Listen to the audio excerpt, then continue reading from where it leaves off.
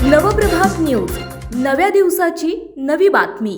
जमिनीवरील कर्जाचा बोझा कमी करून देण्याचे आमिष दाखवून आणि बँकेचा बनावट शिक्का वापरून 33 लाख रुपयांची आर्थिक फसवणूक केल्याचा धक्कादायक प्रकार रांजणगाव गणपती येथे उघडकीस आलाय।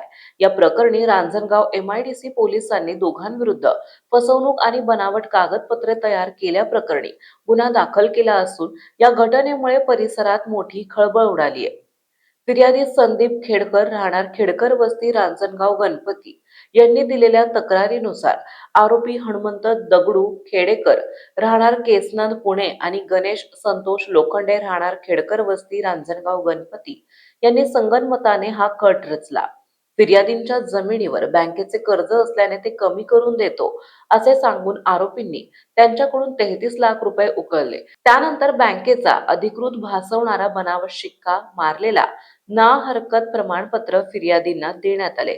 मात्र बँकेत पडताळणी केली असता सदर कागदपत्रे आणि शिक्का पूर्णतः बनावट असल्याचं समोर आलंय। तपासात असे निष्पन्न झाले आहे की आरोपींनी घेतलेले 23 लाखांची रक्कम कर्ज खात्यात जमा न करता ती इतर विविध बँक खात्यांमध्ये वळवली आहे।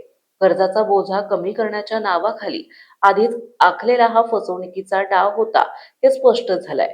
या घटनेमुळे जमीन व्यवहारामधील विश्वासार्हतेवर प्रश्नचिन्ह निर्माण झाले असून नागरिकांमध्ये भीतीचे वातावरण आहे। पोलिसांनी या प्रकरणी फसवणूक, विश्वासघात आणि बनावट दस्तऐवज तयार करणे अशा गंभीर कलमांखाली गुन्हा दाखल केला आहे। या गुन्ह्यात अन्य कोणाचा सहभाग आहे का याचा शोध सध्या घेतला जात आहे। पोलीस निरीक्षक महादेव वाघमोडे यांच्या मार्गदर्शनाखाली पोलीस उपनिरीक्षक गुलाबराव येळे या प्रकरणाचा पुढील तपास करीत आहेत। दरम्यान कोणत्याही मोठ्या आर्थिक व्यवहारामुळे संबंधित बँक किंवा अधिकृत कार्यालयात जाऊन स्वतः खात्री करण्याचे आवाहन पोलिसांनी केले। आपल्या परिसरातील महत्त्वाच्या बातम्या पाहण्यासाठी आजच नवप्रभात न्यूज चॅनलला YouTube वर सबस्क्राईब करा आणि बेल आयकॉन प्रेस करा।